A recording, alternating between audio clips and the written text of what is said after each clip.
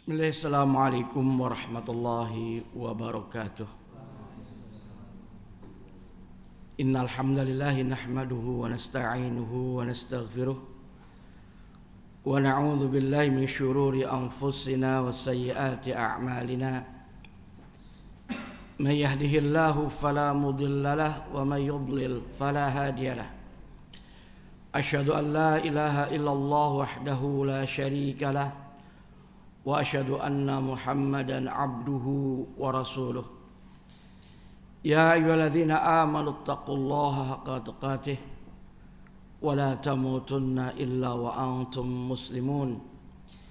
Ya ayyuhan nasu taqu rabbakumul ladzi khalaqakum min nafsin wahidah wa khalaqa minha zawjaha wa batha minhuma rijalan katsiran wa nisaa'a wattaqullaha alladzi tasaaluna bihi wal arham innallaha kana 'alaikum raqiba. Ya ayyuhalladzina amanu taqullaha wa qulu qawlan sadida yuslih lakum a'malakum wa yaghfir lakum dhunubakum wa may yuti'illaha wa rasulahu faqad faza fawzan 'azima. Amma ba'd, فإن أصدق الحديث كتاب الله تعالى وخير الهدي هدي محمد صلى الله عليه وسلم وشر الأمور محدثاتها وكل محدثة بدعة وكل بدعة ضلالة وكل ضلالة في النار ثم ما بعد. Ikhwani wa akhwati fid din rahimakumullah. Setelah kita memuji syukur kehadirat Allah Subhanahu wa taala dan bersalawat atas nabinya sallallahu alaihi wasallam, perkenankan untuk kali ini saya ingin membawakan sebuah tema yang tadi disebutkan, yaitu pendidikan keluarga di bulan Ramadan. Dan kita semua pasti sebagai anggota keluarga ataupun barangkali ada yang sebagai pemimpin keluarga, ya, yaitu sang suami atau sang ayah dalam hal ini, kemudian ada sang istri dan juga anak-anak. Tentu tema kita kali ini adalah tema yang sangat penting, mengingat siapapun kita pasti menjadi anggota keluarga itu. Terlebih di bulan Ramadan, bulan yang paling mulia, bulan yang dilipat gandakan pahala dan keutamaan dari ibadah-ibadah yang kita lakukan, bulan diturunkannya Al-Quran, bahkan bulan yang ada dalam satu malam apabila kita beribadah di malam itu, pahala dan kemuliaannya lebih dari 1000 bulan, yang kita sebut dengan Lailatul Qadar. Dan masih banyak lagi atau segudang keutamaan, keberkahan, rahmat dan kemuliaan yang sehingga kita diberi contoh oleh Nabi kita SAW. Beliau adalah manusia yang paling dermawan, dan dikala memasuki Ramadan maka beliau jauh lebih dermawan lagi. Beliau adalah orang yang paling semangat dalam ibadah dan menjalankan ketakwaan kepada Allah Subhanahu wa taala. Namun di bulan Ramadan beliau jauh lebih meningkat lagi dalam hal ketakwaannya dan dalam hal ibadahnya. Ini tentu semata-mata memberikan pelajaran atau pendidikan kepada kita selaku umat beliau agar jangan sampai melupakan momen yang terbaik, yang momen yang sangat yakni mulia dan agung ini jangan sampai terlewatkan begitu saja. Melainkan kita harus mengisinya dari waktu dan waktu untuk terus dan terus meningkatkan keimanan dan ketakwaan kita kepada Allah Subhanahu wa taala. Nah, oleh karenanya tentu kalau kita bicara pendidikan, ya tidak lepas daripada visi dan misi terutama ya, dan juga peran serta atau barangkali yakni sarana dan media yang juga tidak kalah pentingnya untuk menunjang ya, proses dalam pendidikan tersebut. Allah Subhanahu wa taala sudah memberitahukan kepada kita tentang visi dan misi pendidikan di dalam firman-Nya di surat Ali Imran ayat 133 hingga ayat 135. Perhatikan firman Allah Subhanahu wa taala. A'udzu billahi minasyaitonir rajim. Wasari'u ila maghfiratin min rabbikum wa jannatin 'arduhas samawati wal ard u'iddat lil muttaqin. Kata Allah, wasari'u, dan bersegeralah kalian semua, cepat-cepatlah kalian semua, jangan sampai terlambat, jangan sampai bermalas-malasan. Kemana dan untuk apa?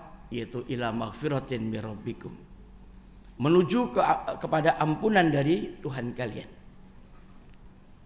Ini yang Allah wasiatkan agar kita cepat, semangat, sungguh-sungguh, mujahadah ya, untuk menuju. Nah, ini menuju artinya target ya, niatan kita yang kita tuju ya, tujuan akhir yang itu kemudian disebut dengan istilahnya visi ya.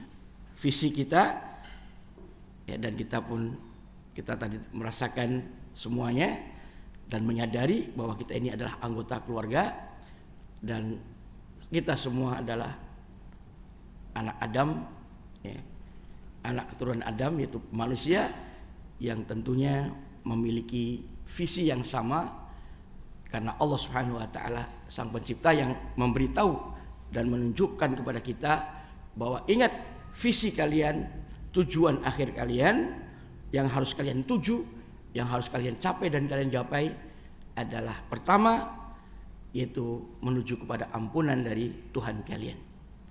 Orang yang diampuni dosa-dosanya, dan Allah Maha tahu bahwa kita ini tidak luput dari dosa dan dari kesalahan. Bahkan Nabi kita SAW sendiri pun menyatakan dalam hadisnya yang sahih, kullu bani Adam khata' wa khairul khata'ina tawwabun.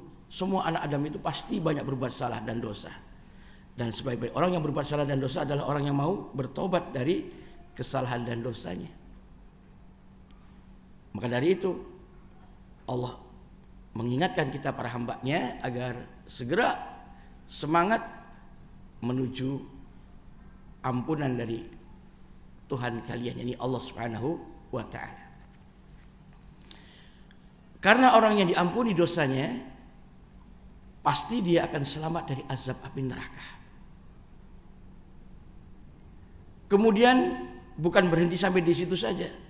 Wa jannatin, dan cepat-cepat pula, sungguh-sungguh pula dan semangat pula kalian untuk menuju ke sorga yang arduhas samawati wal ard, luasnya itu seluas langit dan bumi, uiddat lil muttaqin, yang telah disiapkan, disediakan hanya khusus untuk orang yang bertakwa saja.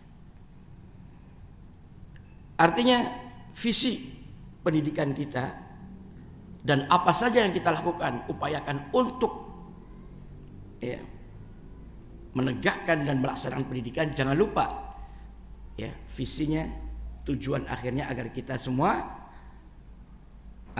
selamat dari azab neraka dan masuk surga, diampuni dosanya ya, dan kemudian masuk ke dalam surga. Itu tujuan daripada apa yang kita perjuangkan ini. Makanya di surat At-Tahrim ayat yang ke-6 Allah katakan apa? Ya ayyuhalladzina amanu qu anfusakum wa ahlikum naro. Hai orang-orang yang beriman, jagalah diri kalian dan keluarga kalian dari azab api neraka. Ini ditekankan lagi, diwasiatkan lagi oleh Allah agar kita menjaga diri kita sendiri terutama dan keluarga kita, ini istri dan anak kita, jangan sampai ada satupun yang masuk ke dalam neraka. Ayat ini ditafsirkan oleh salah seorang sahabat Nabi yang mulia, yaitu Ali bin Abi Thalha radhiyallahu ta'ala anhu. Kata beliau, ay'adibuhum wa'allimuhum, didiklah mereka dan ajarilah mereka. Mendidik ya dan mengajari. Ay'adibuhum, adib memberikan adab ya. Adab, akhlak, perilaku, itu maknanya ya kita sebut dengan didik ya, atau ajarilah, adab lah, intinya begitu. Adibuhum wa'allimuhum, kemudian ajari ilmu, adab dan ilmu. Ya, tentu adab dan ilmu Islam tidak mungkin di luar daripada itu, karena yang akan bisa menyelamatkan kita dan anggota keluarga kita dari azab api neraka itu pasti Islam. Selain Islam tidak mungkin bisa menyelamatkan dari azab api neraka. Makanya adibuhum wa'allimuhum, didiklah atau ajarilah adab. Adibuhum artinya ajarilah adab, etika, sopan santun, perilaku, ya, tingkah laku, amaliyah, perbuatan, ya tentu dengan yang Islami, sesuai dengan syariat Islam. Wa'allimuhum, dan ajarilah mereka ilmu, ya, ilmu tentu ilmu Islam yang sumbernya dari Quran dan Sunnah. Nah, mendidik, menanamkan adab, etika dan ilmu, itulah yang dimaksud dengan pendidikan istilah kitanya. Jadi pendidikan itu tidak hanya semata-mata mentransfer ilmu, ya, mengajari ilmu, tapi juga bagaimana kita membimbing murid-murid kita untuk memiliki adab, etika, akhlak dan amal, ya, perbuatan amaliyah. Bukan hanya ilmu sebatas apa yang ada di dalam jiwa dan pikiran ataupun kita yang sebut dengan istilahnya hati sanubari, ya, atau jiwa rohani, ya. Tidak sebatas itu saja, ya, tapi juga lahiriahnya harus sesuai dengan Islam tadi. Baru ini merupakan pendidikan yang sempurna. Pendidikan lahir dan batin ibaratnya. Bangunlah jiwanya, bangunlah badannya. Karena kita manusia terdiri dari dua unsur jasmani dan unsur rohani, yang masing-masing unsur ini membutuhkan, ya, hajatnya untuk kemaslahatannya. Ya. Jasmani kita butuh makan dan minum dan hal-hal yang sekiranya menyehatkan jasmani kita. Begitu juga rohani kita membutuhkan, ya, apa yang menjadikan rohani kita ini maslahat. Dan ternyata saudara sekalian, kata Imam Ibnu Qayyim rahimahullah, ya, rohani kita ini sangat membutuhkan Al-Quran, sangat membutuhkan ilmu, petunjuk Allah Subhanahu wa ta'ala yang sumbernya dari Quran dan Sunnah, wahyu dari Allah, ya. Badan kita, jasmani kita dicipta oleh Allah berasal dari tanah, maka jasmani ini sangat membutuhkan apa saja yang dihasilkan dari tanah, ya. Itu makanan jasmani kita, makanan, minuman, ya, air dan semuanya apa yang dihasilkan dari tanah, maka itulah menjadi kebutuhan jasmani kita. Adapun rohani kita bukan berasal dari tanah, ya, bukan tercipta dari tanah. Rohani kita adalah langsung Allah ciptakan, ya. Allah tiupkan rohani kita itu, ya, ke calon manusia yang berupa janin dikala usia 120 hari atau dikala usia 4 bulan. Baru Allah ciptakan ruh, ya, langsung kemudian ditiupkan di sana, maka barulah kita menjadi manusia, ya, yang terdiri dari jasmani dan rohani. Paham ya? Sampai di sini. Maka rohani ini tidak butuh makanan seperti yang dimakan oleh jasmani kita. Tapi rohani kita membutuhkan apa yang datangnya dari Allah berupa wahyunya, ya, yang tentu merupakan wahyu ini petunjuk darinya, itu berupa Al-Quran dan As-Sunnah. Inilah makanan rohani kita, ilmu. Jadi rohani itu butuh ilmu. Makanan rohani kita adalah ilmu, ya, bukan nasi, bukan apa, itu jasmani. Namun sayang, kata Imam Ibnu Qayyim rahimahullah, betapa banyak manusia yang mereka itu bersungguh-sungguh, semangat, berjuang, bahkan peras keringat banting tulang untuk memenuhi hajat kebutuhan jasmaninya, ya. Namun sayang, banyak dari mereka yang sama sekali tidak memikirkan apa yang dibutuhkan oleh rohani mereka. Makanya kita sangat menyadari betul, ya, dalam masalah urusan dunia manusia sibuknya bukan main, ya, sampai ngelembur, sampai siang malam pokoknya. Dan itu pun terkadang ada yang sampai nekat, walaupun ditempuh dengan jalan yang haram, mereka lakukan hanya semata-mata untuk memenuhi kebutuhan jasmaninya. Sementara rohani diremehkan dan disepelekan. Padahal rohani kita butuh makan. Makanan rohani kita berupa apa? Ilmu. Ilmu yang merupakan wahyu dari Allah berupa Quran dan Sunnah. Ini banyak manusia yang mengabaikannya, banyak manusia yang melalaikannya,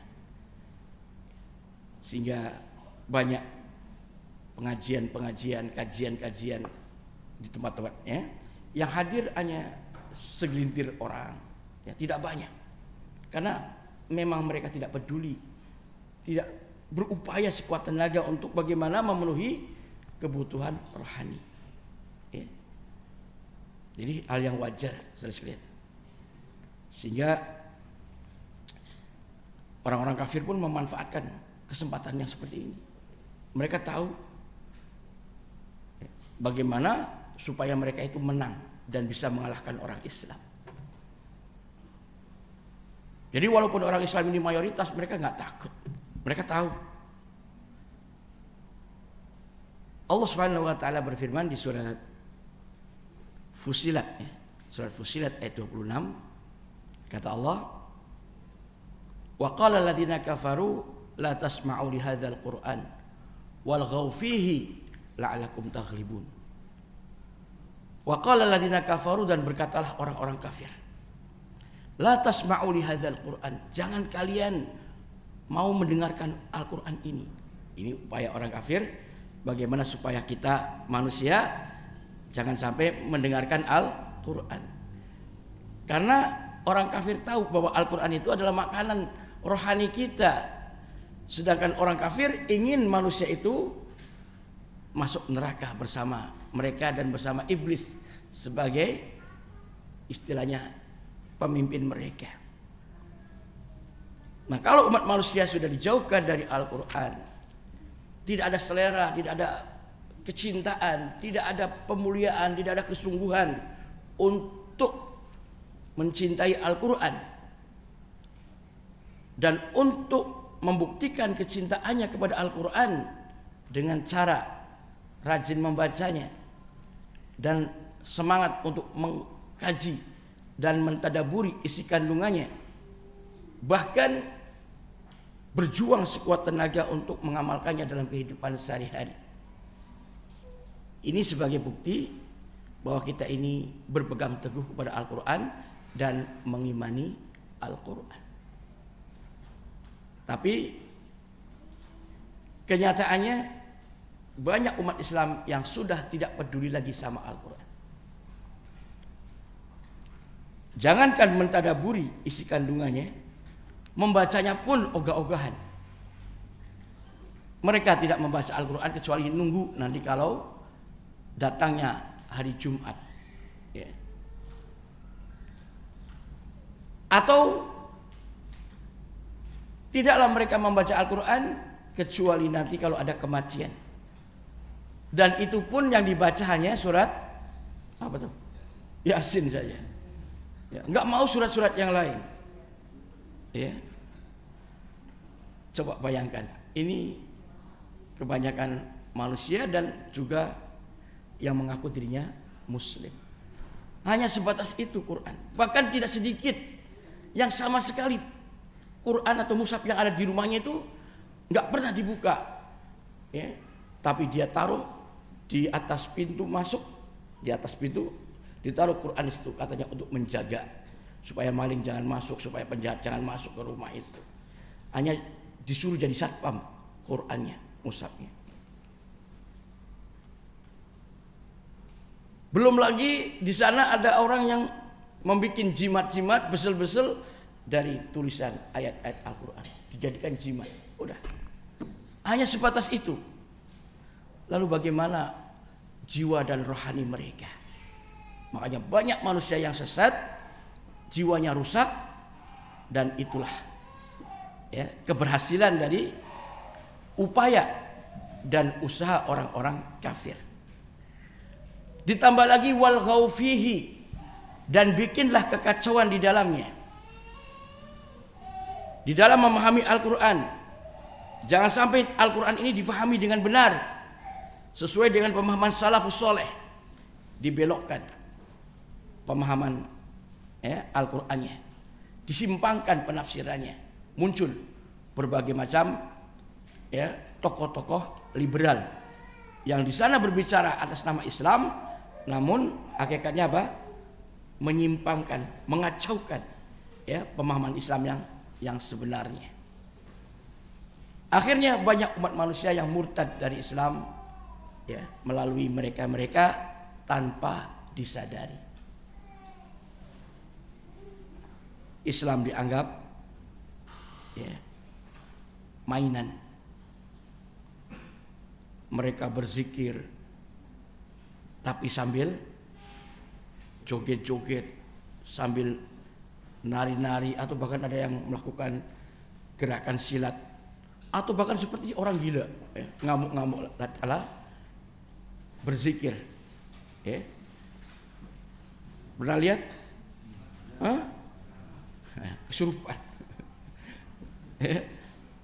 La haula wala quwwata illa billah. Dan itu katanya Islam yang moderat, itu katanya Islam yang ya santun, itu katanya Islam yang ya, sesuai dengan apa? Budaya ya, budaya lokal.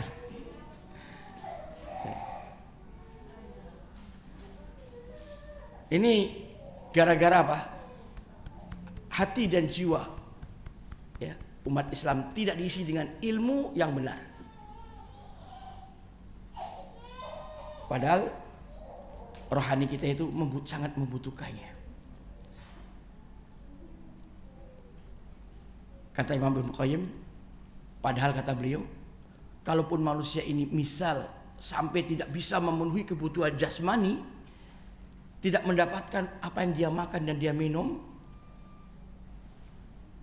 paling akhir maksimalnya mati. Kalau sudah mati, selesai urusan jasmani sampai di situ. Berbeda dengan rohani. Kalau nggak dikasih makan, ya, dan kita tahu makanan rohani tadi apa berubah? Ilmu, ilmu yang sumbernya dari Quran dan Sunnah. Andai kata kita tidak ngasih makan rohani kita, apa yang terjadi? Bukan hanya sampai kematian, melainkan kekal di neraka jahanam. Naudzubillah min dzalik. Maka dari itu Allah nyatakan al fitnatu asyaddu minal qatli.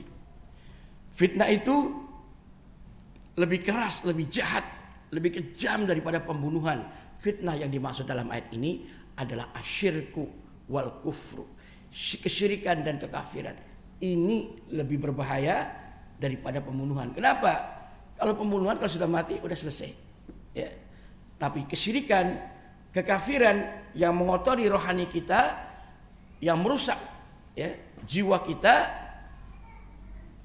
sampai kemana?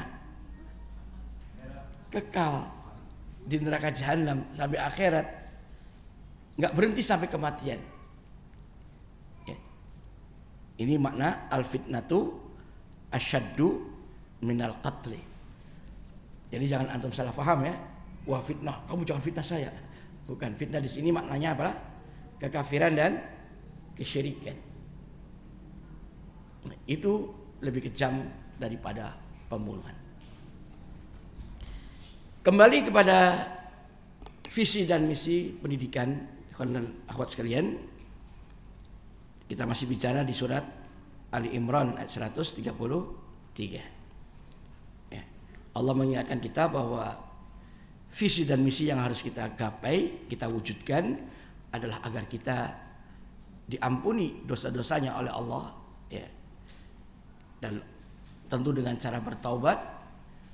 Dan orang yang diampuni dosa-dosanya akan selamat dari azab neraka. Di samping pula adalah surga, ya, yang luasnya seluas langit dan bumi. Ya. Artinya kita selamat dari neraka dan masuk surga. Namun Allah nyatakan uiddat lil muttaqin. Telah disiapkan, telah ada, telah tersedia. Namun lil muttaqin khusus hanya untuk orang-orang yang bertakwa saja.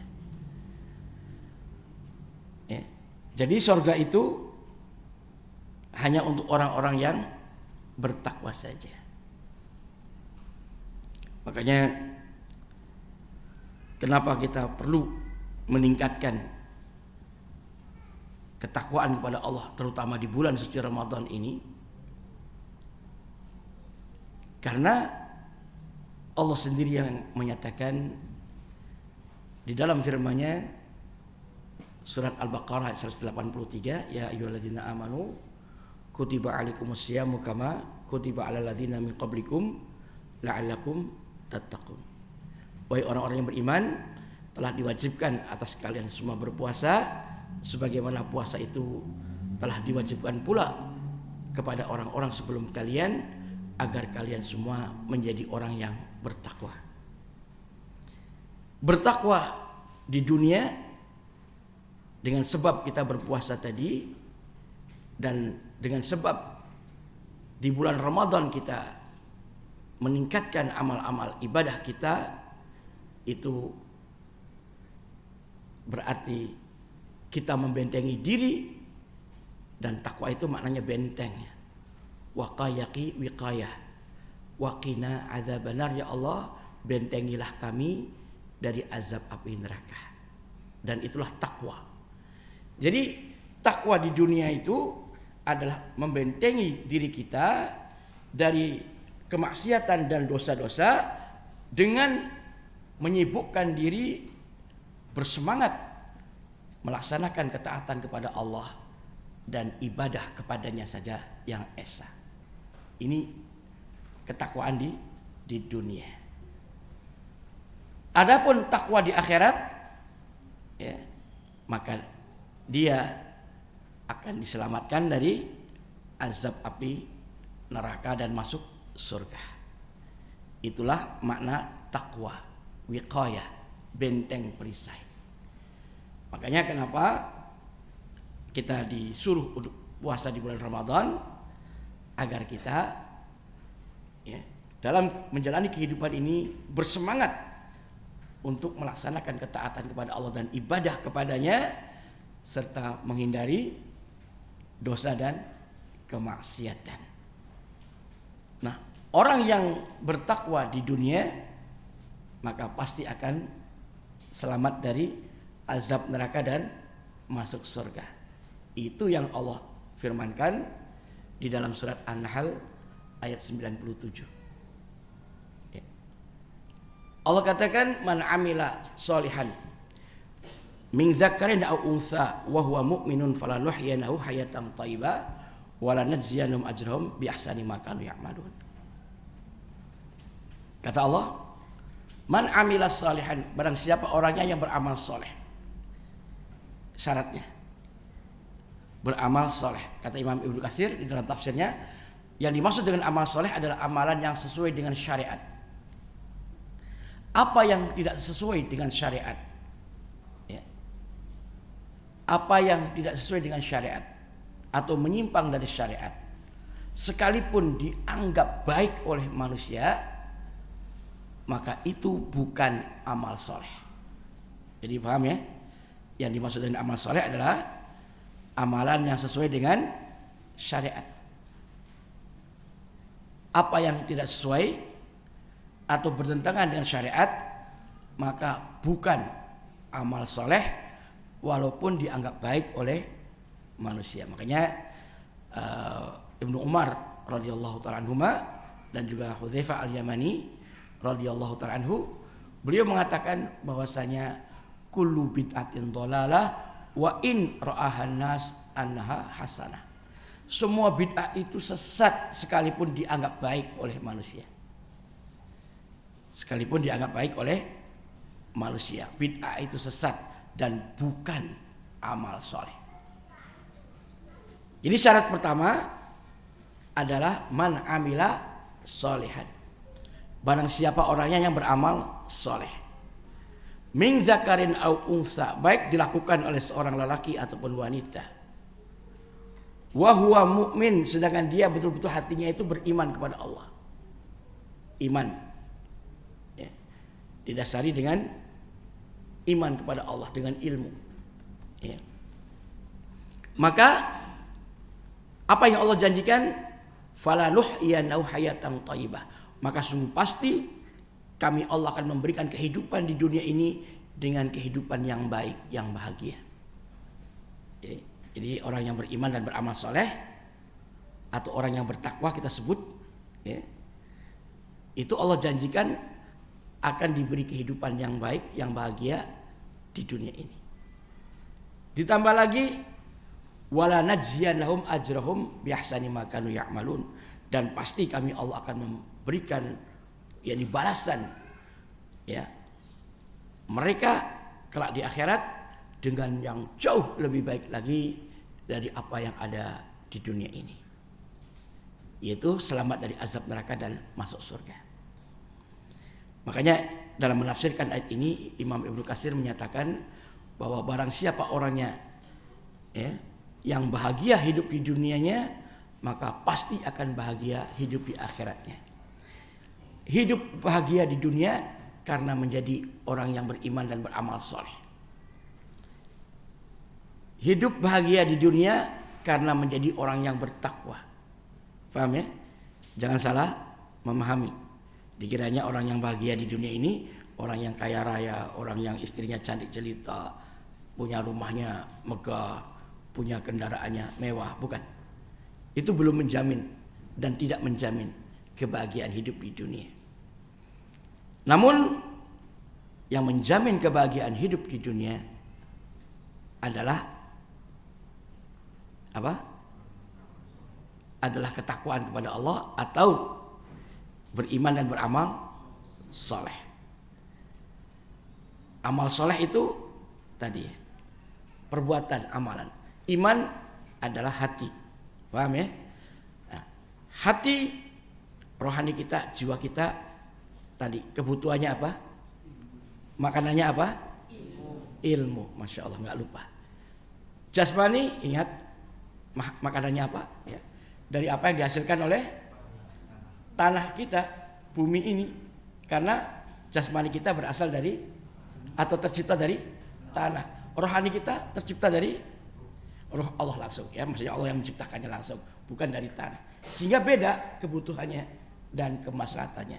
Nah, ini kita jangan sampai melupakan kebutuhan rohani kita. Jangan sampai kita jauh dari Al-Quran, jauh dari ilmu Al-Quran. Ya. Apalagi mengikuti ya, pemikiran-pemikiran liberal yang merusak pemahaman Islam, pemahaman Al-Quran. Umat dipalingkan yang sehingga banyak yang murtad tanpa sadar.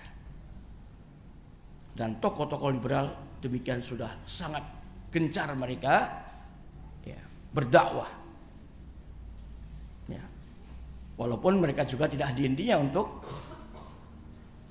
menfitnah ya, dakwah sunnah atau dakwah salafi.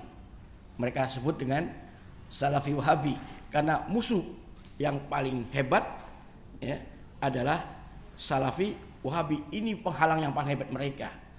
Karena salafi wahabi itu dakwahnya lurus benar. Nanti umat manusia masuk surga semua. Ya, mereka takut.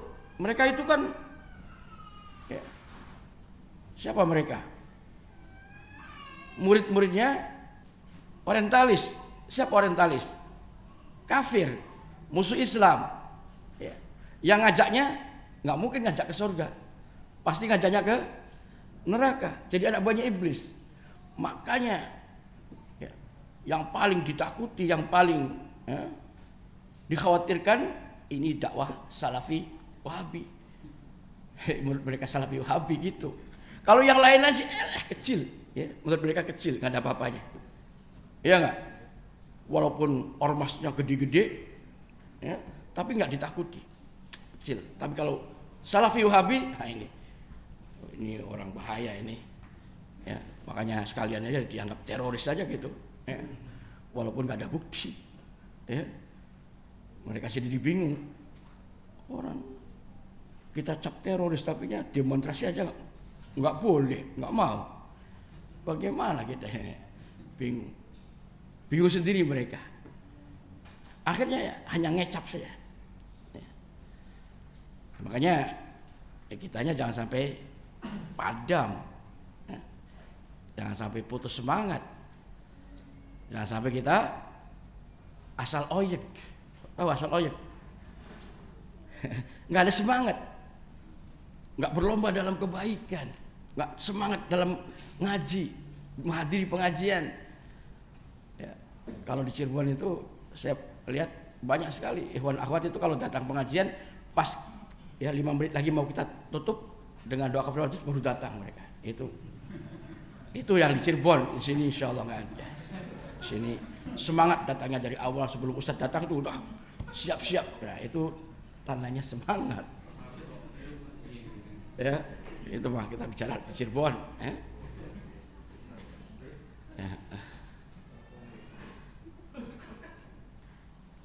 Ya. Karena luar biasa. Masya Allah, dakwah salaf itu. Ada ibu-ibu yang curhat sama saya, Pak Ustaz, suami saya begini. Ya.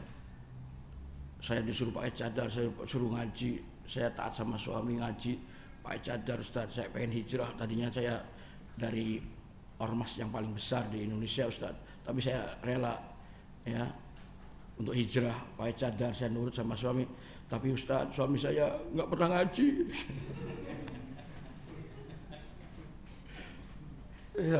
Ya Allah, kemana-mana suaminya pakai jubah, tapi saya nggak pernah ngaji. Ya, ini hanya ngakunya aja salafi. Ya. Salafi bagaimana ngajinya enggak? Ya. Ini berbahaya sekali nanti. Ya.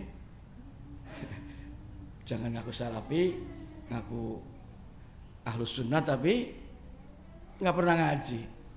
Ya. Ntar kalau istrinya nasihati dia, misalnya, Pak, kita tuh harus begini gitu. Wah itu ustadznya bodoh katanya, ustadznya itu bodoh. Jadi malah bodoh-bodohin ustadz. Kalau istrinya nasihati ngingetin, mesti ustadznya yang dibodoh-bodohin. Ya jangan sampai ya, kita harus semangat. Ya. Rohani kita harus diperhatikan. Ingat, ya. Allah tuh selalu memotivasi kita itu untuk semangat. Cepat, jangan terlambat. Bahkan fastabiqul khairat, berlombalah kalian dalam kebaikan. Itu kurang apanya Allah. Tapi kita hambanya itu, ya Allah, nggak tahu, asal ojek aja gitu ya. Sudah saya datang, duduk di pengajian baru 5 menit, bismillahirrahmanirrahim, amutu wahya. Astagfirullahaladzim. Ya. Sudah seminggu sekali, kadang-kadang sebulan sekali, kadang-kadang setahun sekali. Sudah gitu duduknya langsung baca doa tidur. Nah, ini penyakitnya. Apalagi ya tempat yang banyak AC-nya seperti ini ya. Mendukung banget tidurnya. Nyaman. Kalau di sana di As-Sunnah ada kopi situ. Jadi ada siapkan kopi, air panasnya sudah ada. Nanti ada kalau jamaah yang ngantuk tak suruh itu minum kopi dulu. Masih mending kita korban kopi daripada ngaji ngantuk. Nggak seberapa kopi kita habis beli lagi nanti.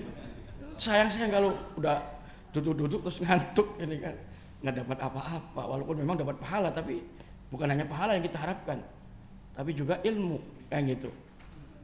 Di Cirebon itu ada puji-pujian namanya. Kata mereka, mangan jambu kletuk sambil numpak jaran. Ya, mangan jambu kletuk sambil numpak jaran. Bagian ngaji ngantuk asal oli ganjaran. Nah itu. Jadi tujuannya sudah begitu. Yang penting dapat pahala.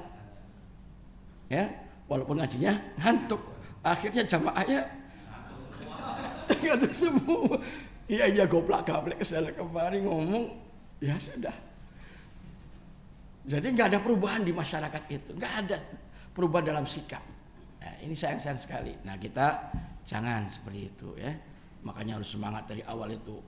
Ya, kalau sekiranya mau ngantuk nih, atau diprediksi nanti duduknya ngantuk, minum kopi dulu di rumah. Ya, kopi sama istri, ya sambil canda, sambil ngobrol, sambil asik, ya bercengkrama, bareng mangkat ke sini sudah fresh minum kopi, insyaallah.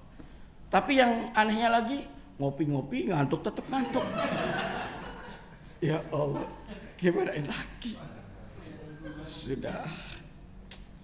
Ya itulah, karena hebatnya setan tidak akan membiarkan kita ini ya untuk dapat ilmu, untuk mengerti ilmu, faham ilmu, pasti akan dirintangi ya, matanya itu diganduli ya, seperti itu ya. Makanya kata Imam Ibnu Qayyim itu, kalau ngantuk dalam peperangan itu rahmat dari Allah ya. Tapi kalau ngantuk dalam pengajian, ini musibah, ini musibah kata beliau ya. Sehingga ikhwan akhwat sekalian ya, sebisa mungkin kita berupaya. Adapun kita sudah berupaya, sudah usaha begini, toh Allah takdirkan masih juga ngantuk, yaitu namanya qadarullah wa masya'a fa'al ya. Nggak ada sengajaan, nggak ada niatan dari kita untuk ngantuk ya. Apalagi khutbah Jumat, itu saya lihat tuh separuh jamaah itu udah tidur. Makanya saya belum pernah lebih dari 15 menit kalau khutbah Jumat itu. Kenapa? Percuma, lama-lama nanti malah banyak ngantuk. Jadi setiap kali saya khutbah itu alhamdulillah saya perhatikan nggak ada yang ngantuk, karena sebentar. Jamaah aja gak paham. Oh ya sebentar ini katanya. Jadi perhatian penuh gitu. Setelah itu sudah selesai. Kalau yang khotibnya lama kemudian berair-air, bukan berapi-api, itu sudah mungkin separuh lebih saya lihat itu pada ngantuknya itu. Ini. Jadi momen Jumatan nggak bisa, momen kajian apalagi.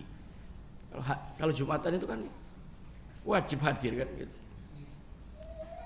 Ya nggak, jual belinya harus tinggalkan, cepet, jangan telat. Tapi ya begitu juga banyak saudara kita yang datang Jumatan tatkala sudah qomat, qomat di sholat, baru datang. Lah, gimana lagi ini? Jumatan seperti itu. Jadi kebutuhan rohani itu nggak diperhatikan, nggak dipentingkan sama sekali. Bagaimana kita akan selamat dari azab neraka? Bagaimana kita mungkin bisa masuk surga kalau rohani kita, jiwa kita tidak diperhatikan? Nah ini mumpung di bulan Ramadan ya, Semoga kita lebih semangat lagi untuk talabul ilmi, ya. Membersihkan jiwa-jiwa kita, istighfar diperbanyak, ya. Karena betapa dosa-dosa ini yang menghalangi kita untuk berbuat kebaikan, ya.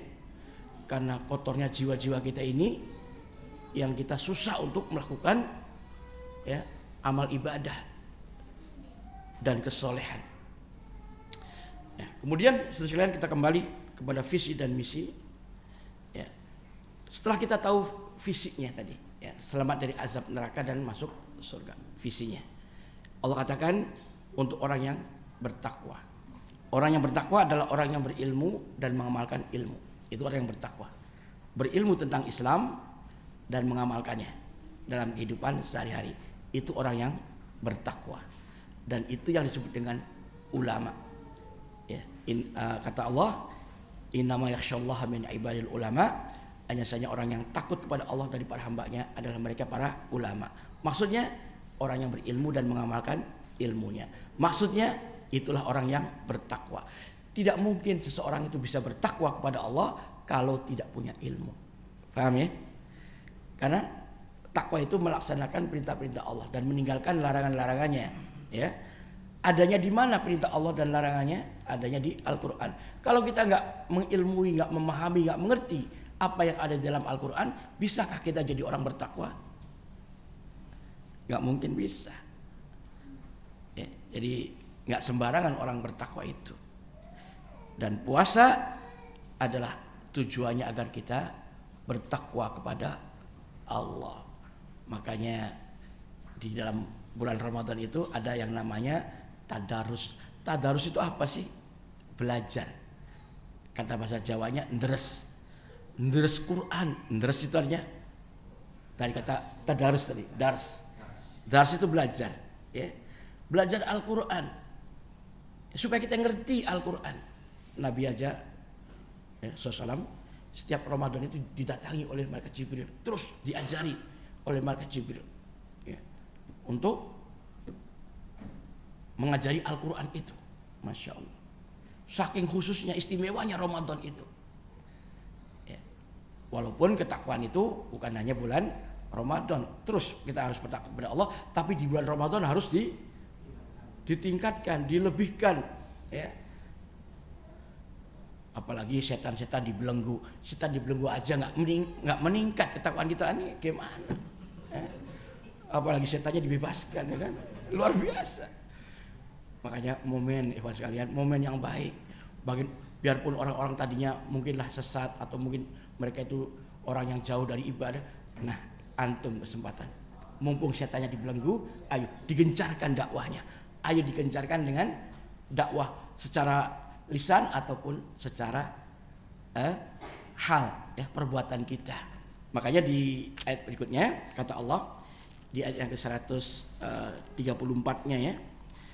Setelah Allah menjelaskan tadi visi, ya, sekarang misinya. Jadi misi itu adalah sesuatu yang harus kita lakukan untuk menggapai atau mewujudkan suatu tujuan, ya, untuk mewujudkan visi kita tadi. Yaitu yang pertama, alladzina yunfiquna fis sarai wad dharra. Di orang yang bertakwa itu adalah orang yang rajin berinfak, menginfakkan tentunya harta yang Allah anugerahkan kepada mereka, fis sara di saat lapang, wadara dan di saat krisis, ya. Dan kalau di lapang tentunya lebih banyak, ya, sedekahnya, infaknya, ya. Di saat krisis sempit tetap tidak berhenti, ya, tentu sesuai dengan kadar kemampuannya. Jadi infak, ya, harus terus berjalan, jangan berhenti, jangan berhenti. Dan kita tahu ayat yang berbunyi wala tulqu bi aidikum ila tahluka, jangan kalian menjerumuskan diri kalian dalam kebinasaan. Ini asbabun nuzulnya adalah karena para sahabat ngobrol satu terhadap yang lain, katanya alhamdulillah kita telah selesai dari berjihad, mari kita kembali ke keluarga-keluarga kita. Begitu omongan mereka. Apa Allah katakan? Jangan kalian menjerumuskan diri kalian dalam kebinasaan. Apa? Jihad itu tidak boleh berhenti, ya. Dan jihad itu bukan hanya dengan senjata, tapi juga dengan apa? Harta dan lisan. Ya. Jahidul kuffara wal munafiqina bi amwalikum wa anfusikum wa alsinatikum au kama qala sallallahu. Jihadilah kata Nabi orang-orang musyrik, orang-orang munafik ya, dengan jiwa kalian, dengan harta kalian dan dengan lisan kalian. Jangan sampai berhenti. Ya, paham enggak? Kalau jihad dengan senjata, oke. Lagi enggak ada peperangan, oke, ya. Tapi jangan berhenti jihad dengan apa? Harta dan lisan yang bisa kita lakukan. Nah, di sini. Makanya orang bertakwa itu harus selalu berinfak. Tidak berhenti dari berjihad. Kalau berhenti dari jihad berarti menjerumuskan diri dalam kebinasaan. Hati-hati ya. Ini peringatan dari Allah Subhanahu wa taala. Jihad dengan lisan dan dengan harta yang masih bisa kita lakukan. Ya. Nah, ini di bulan Ramadan ya, kita ajari anak-anak kita, cucu-cucu kita, ya walaupun sedikit ya, yuk nak berbagi nak, itu dengan tetangga, dengan teman-teman, ayo kasih takjil mereka, ayo kasih nasi kotak buat mereka. Ya, ini kita mengajari, mendidik anak-anak kita. Ya, di bulan Ramadan berinfak, sedekah, dan tentu sesuai dengan kemampuan kita. Ya. Kalau kita bisanya sedikit, karena ekonomi kita lagi dharra, lagi krisis, Allah Maha tahu. Bahkan apa kata Nabi? Ittaqunar walau bisyikit tamrah. Ya. Bentengilah neraka itu walaupun dengan sedekah hanya separuh biji buah kurma ya, separuh buah kurma. Punya satu-satunya buah kurma kita belah jadi dua, setengah buat orang untuk sedekah, setengah dimakan sendiri. Masya Allah. Ya kalau saja punya sekarung, masa kita cuma ngasih satu, ya terlaluan sekali. Apa separuh ya? Nah, enggak. Ini peribahasanya ya. Kalau memang kondisinya sama sekali kita ini krisis ya, ekonominya, ya jangan berhenti untuk berinfak.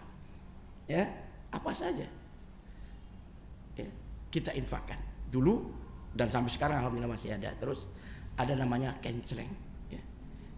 Saya anjurkan ke setiap jamaah yang ikut kajian saya ya, ibu sekalian, ini kenceleng ya, ada dari plastik, itu kenceleng plastik, tolong disimpan di rumah masing-masing. Ajari anak dan cucu untuk memasukkan uang koin daripada dibuang-buang kemana nggak karuan. Ya, kadang-kadang kan banyak yang dibuang loh di halaman ya, 500 perak, 1000 perak, ya, atau apa kembalian dari belanja sayur itu kan banyak uang receh. Ajari biar anak-anak kita yang memasukkan uang itu ke kenceleng. Kemudian sebulan sekali kenceleng ini akan diambil dan diganti dengan kenceleng yang baru.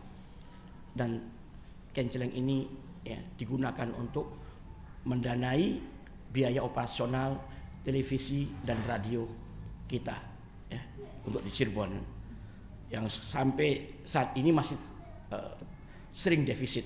Ini ternyata Masya Allah hasilnya luar biasa. Satu orang ya misalnya jangan banyak-banyak, sebulan itu 30.000 aja. Andai kata satu orang 20.000 kali 1.000 orang berapa? 30.000 kali 1.000 orang. Hah? Kita punya 1.000 jamaah nih. Berapa? Hitung. 30 juta. Oh, itu sudah bisa berkibar-kibar radio TV-nya itu. Enggak pernah enggak takut mati, ya. Nah, ini Masya Allah banyak jamaah ikhwan akhwat tapi tidak ya, disalurkan potensinya. Padahal ini pendidikan penting untuk anak-anak kita, membiasakan diri untuk berinfak, peduli dan berjihad, berjuang. Padahal kita dengan uang-uang koin yang kita buang-buang, kita nggak ya, biasanya nggak laku itu. Anak-anak kita kalau mau sekolah dikasih uang koin, mereka nolak, nggak mau, karena tahu itu nggak ada artinya. Nah, tapi sangat berarti manakala kita kumpulkan dan kita salurkan. Saya kira di yayasan sini juga bisa aja. Nanti gedungnya tahu-tahu lantai 6 ya, baru jamaah yang Masya Allah Masa cuma dapatnya sebulan 30.000, ya pasti di sini lebih banyak lagi. Bisa saja ya ada 300.000, ada 1 juta itu kan. Wah, kayaknya tambah ini lagi, eksis lagi lah insyaallah. Nah, seperti itu.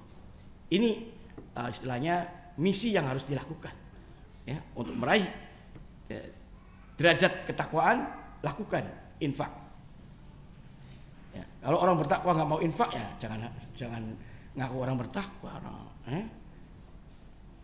bakhil ya. Padahal Allah mengatakan apa? Wa may yuqa syuhan nafsihi faulaika humul muflihun. Barang siapa orangnya yang terjaga, yang selamat dari kebakhilan jiwanya, kekikiran hatinya, bahkan menjadi orang yang dermawan, maka mereka itu adalah orang yang beruntung, kata Allah. Orang yang beruntung, kata Imam Ibnu Katsir, adalah orang yang masuk surga. Jadi nggak main-main apa yang Allah janjikan kepada orang yang dermawan, yang senang berinfak, itu surga. Akan menjadi manusia yang beruntung. Masa kita nggak mau ya? Nah, ini Ramadan adalah bulan untuk kita meningkatkan semangat kita dalam kesolehan. 1, berinfak tadi ya, tolong dicatat. Kemudian yang kedua, wal kadhiminal ghaidh, dan menahan emosi, menahan marah. Ya, jangan dikit-dikit marah, ya. Apalagi sama anak. Ya, tolong dalam mendidik anak tidak boleh marah. Anas bin Malik radhiyallahu taala anhu ya, menjadi pembantu Rasul sejak kecil, diwakafkan oleh ibunya untuk jadi pelayan ya, pembantu Rasul sallam ya, pembantu Nabi ya, berkhidmah. Kata beliau, selama 10 tahun aku menjadi pembantu beliau, belum pernah dimarahi, belum pernah ditegur ya, kenapa kamu begini, kenapa kamu begitu, nggak pernah sama sekali. Masya Allah. Sehingga apa, jiwanya anak itu betul-betul nyaman, betul-betul sangat mencintai Rasulullah SAW. Ya. Tapi kalau dimarah-marahin terus, dikit-dikit, mohon maaf ya, ada ibu-ibu yang barangkali mungkin menurut dia cara didiknya bagus, ya, hebat, anak itu taat jadinya. Oh, ayo, kalau enggak awas. Nah, itu makanan sehari-harinya. Apa yang terjadi, saudara sekalian? Masya Allah. Anak itu ternyata hanya ya, karena rasa takut, bukan kesadaran, bukan. Karena rasa takut sama ibunya dia taat, nurut. Tapi setelah balik, setelah gede, melawan sama ibunya. Dulu waktu kecil saya dimarah-marahi terus, sekarang gantian, ibunya yang dimarah-marahi. Jadi anak durhaka. Naudzubillah min dzalik. Makanya tidak bagus ya, kalau tidak membangun kesadaran ya, anak itu sendiri, dibangun kesadaran. Makanya kenapa Nabi itu ya sampai kedereng-dereng itu bahasa Cirebonnya, la taghdab, la taghdab, la taghdab, jangan marah, jangan marah, jangan marah. Karena marah itu bahaya sekali dampaknya kepada anak secara kejiwaannya, dan apalagi kepada suami. Ingat, suami-suami yang impoten itu karena istrinya suka marah-marah sama suaminya. Nggak percaya silakan antum coba ya.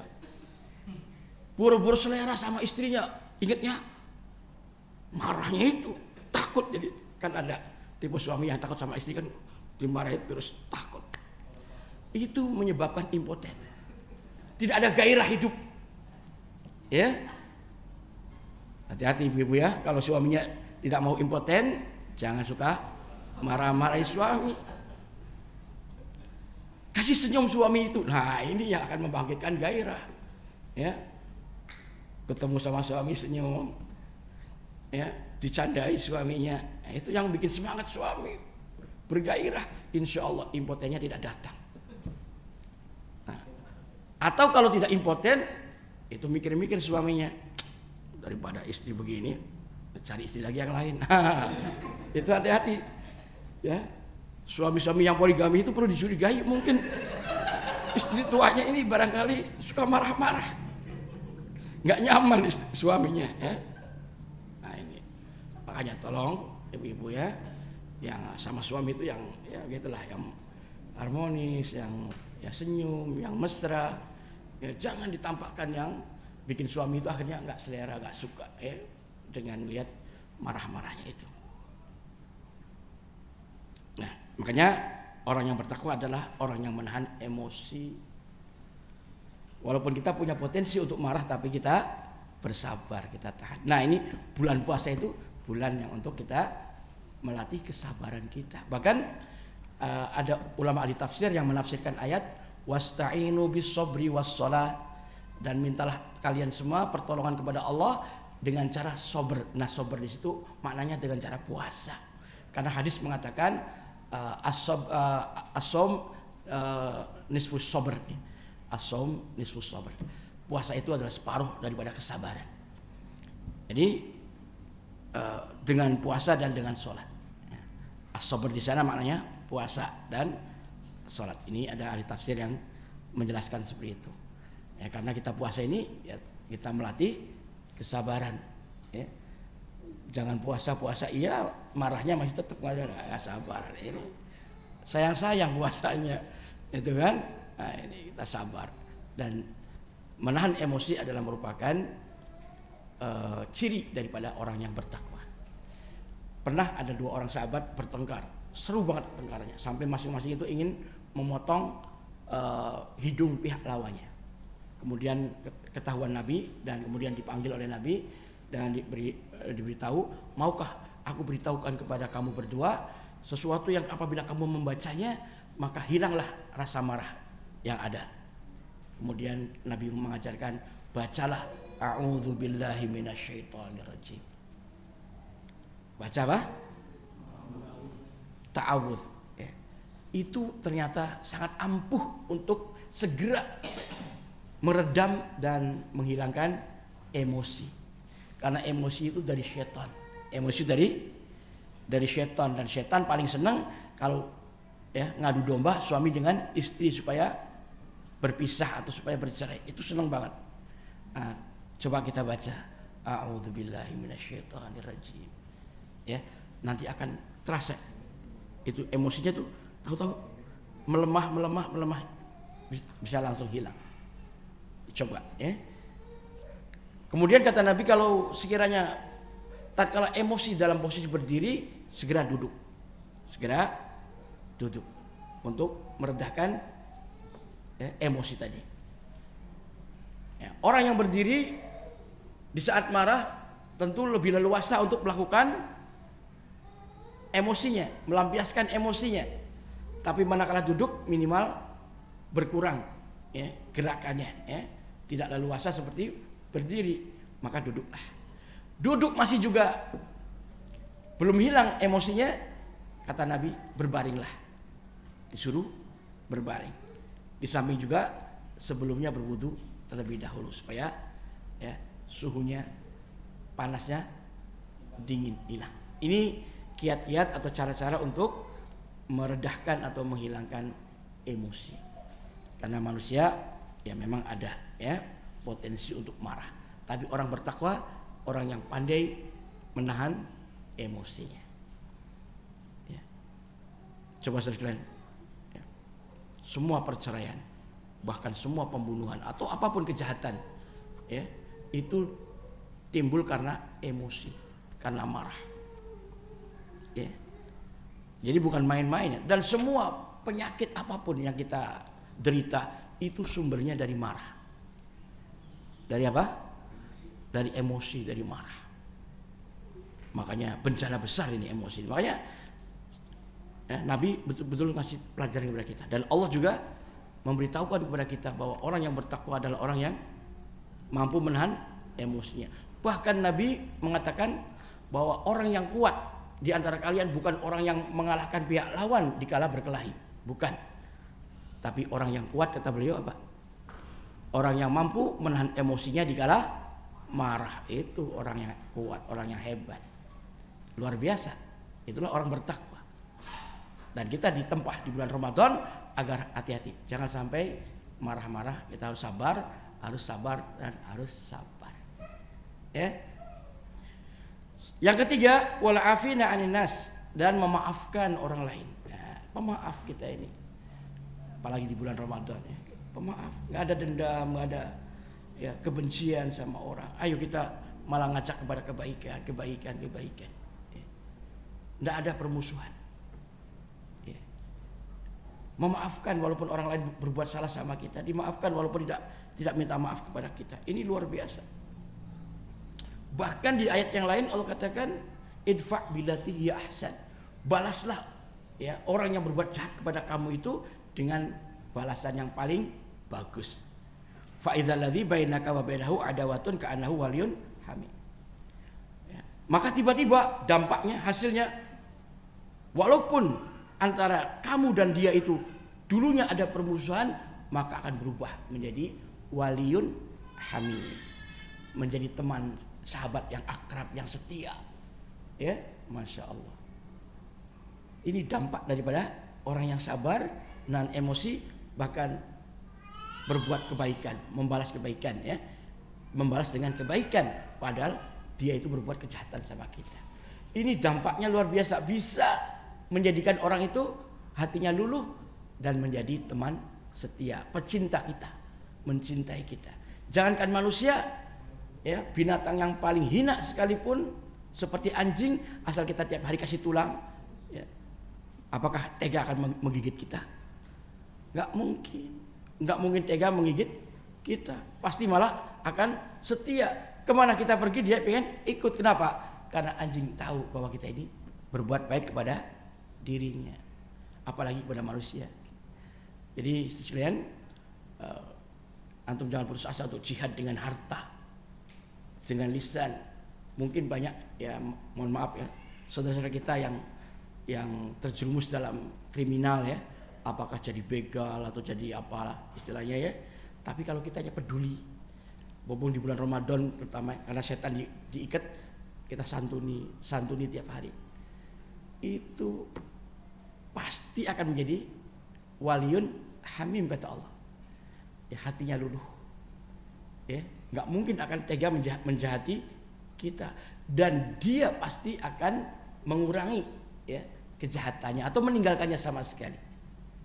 Ada dalam hadis dulu sebelum Nabi diutus itu ada orang judulnya itu salah sasaran dalam bersedekahnya.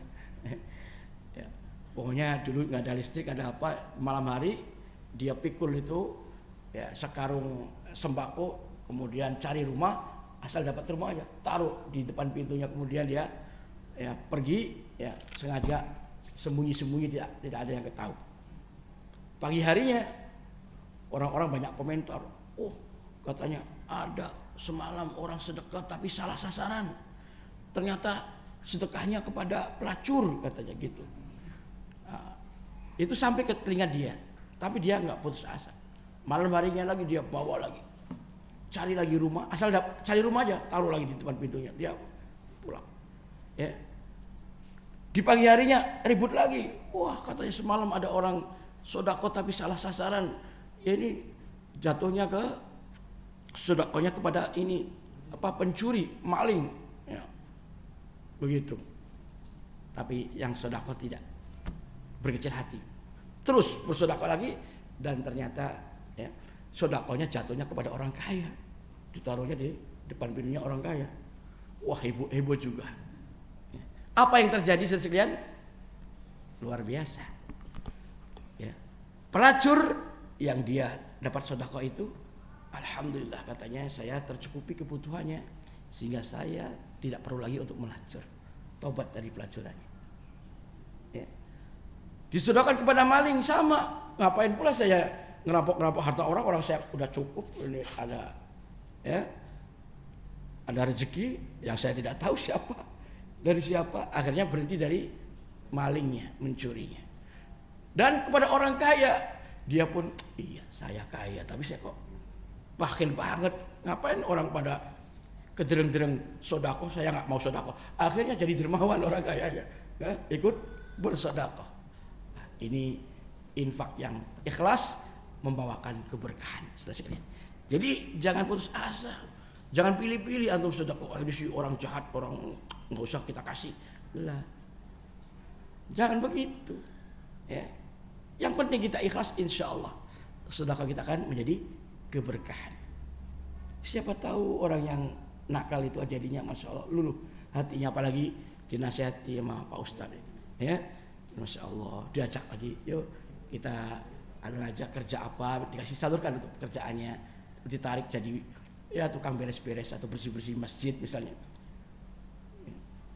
Itu saya pengalaman punya itu, tatonya sepenuh badannya tato semua ya, pokoknya mantan itulah ya. Tapi subhanallah sekarang jadi orang yang sangat soleh, jadi marbot masjid, dan setiap kajian hadir di pengajian itu. Tadinya musuh berat, tadinya ingin membunuh saya, pokoknya bahkan ingin membakar masjid dulunya.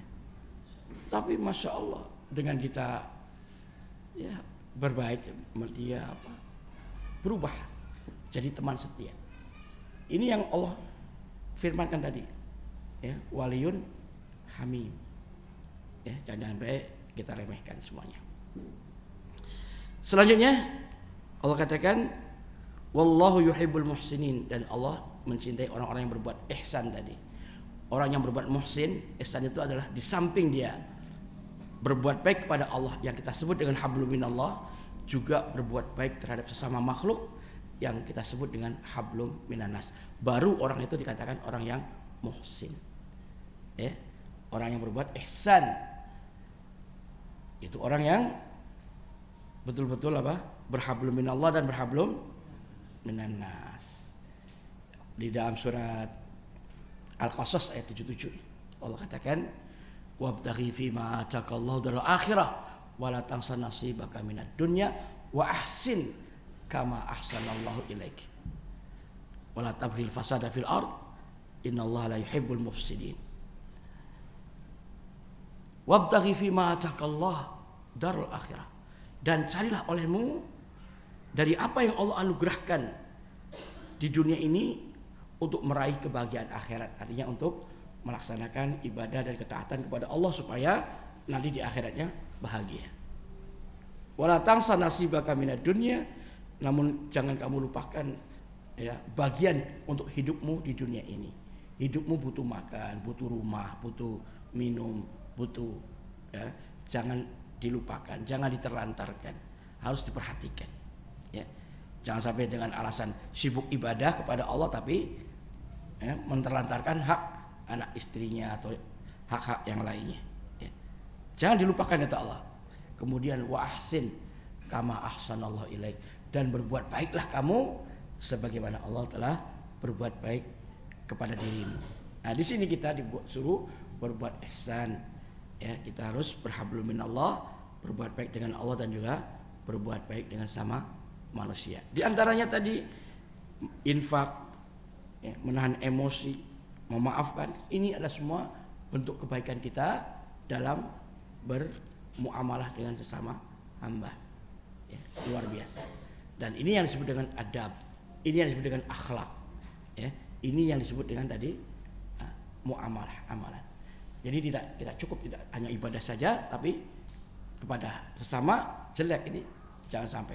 Ada dalam riwayat ya, seorang wanita masya Allah getol banget sholatnya, ibadahnya, puasanya, bahkan infaknya itu getol banget ya, tapi sesama tetangga mohon maaf jelek.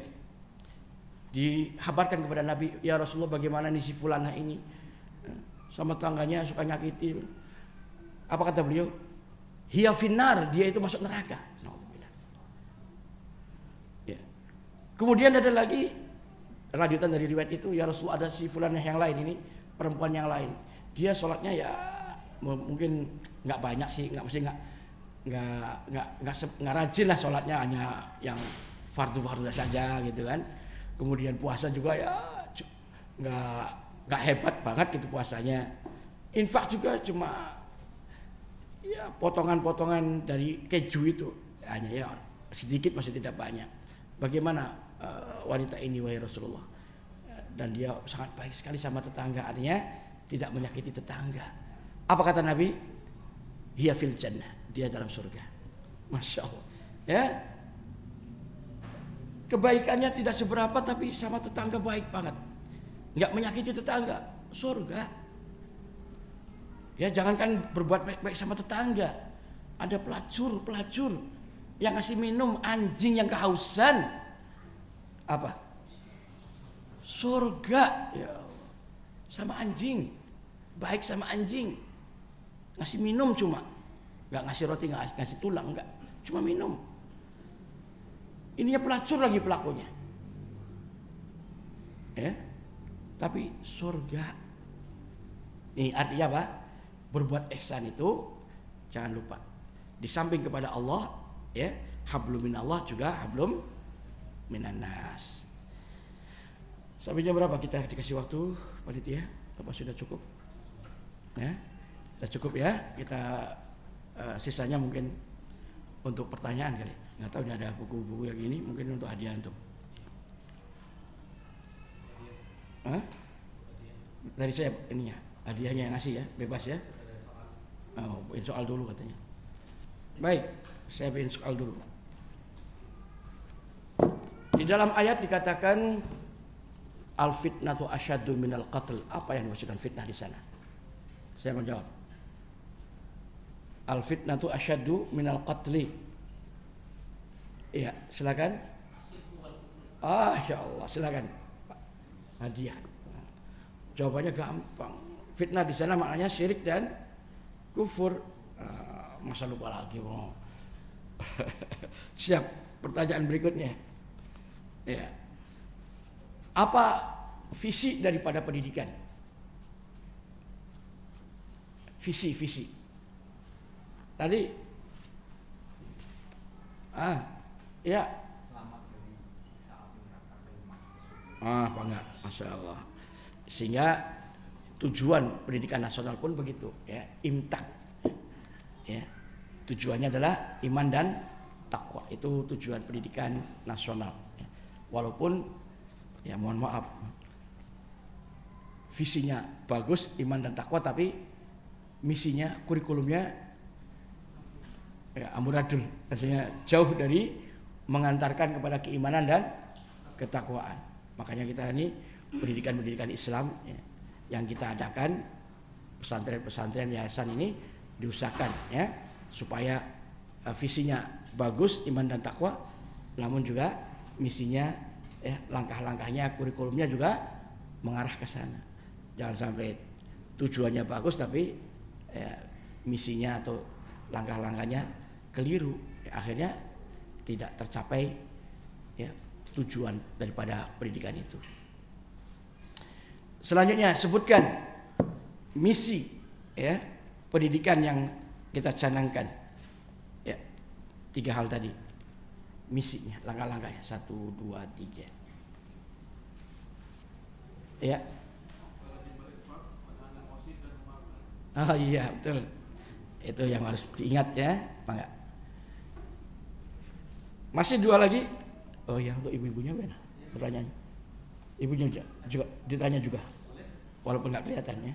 Nanti ngacung pokoknya suara aja aja gitu. Ibu-ibu siap, Ibu, ya? Bapaknya sudah tadi lebih banyak jumlahnya, berapa tadi? 3 kalau nggak salah. Nah, ibu-ibunya tinggal 2, ya. Ibu sekalian, tentu kita orang-orang yang bertakwa, insya Allah dijamin oleh Allah kebahagiaan hidup di dunia dan juga di akhirat. Ya. Surat apa ibu-ibu sekalian, dan ayatnya kalau masih ingat, barangkali ibu yang nyatet itu, ya. Surat apa, ayatnya berapa? Silakan ibu, ada yang jawab suaranya? Atau nggak ada yang nyatet? Allah menjamin kebahagiaan hidup di dunia dan akhirat bagi orang yang bertakwa. Dalilnya surat apa, ayat berapa?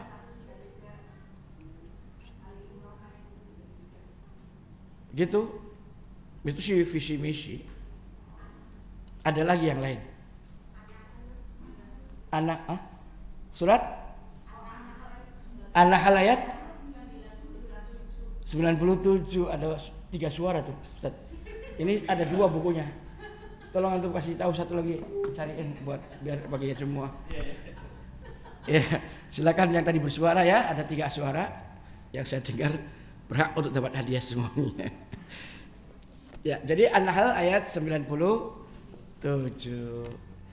Ya, terima kasih semuanya, mengingat hadiah sudah selesai dan kita serahkan kembali ya kepada pembawa acara untuk menutup acara ini. Saya akhiri wasallallahu Muhammadin wa ala alihi wa sahbihi ajma'in wa akhiru da'wana alhamdulillahirabbil alamin. Assalamualaikum warahmatullahi wabarakatuh.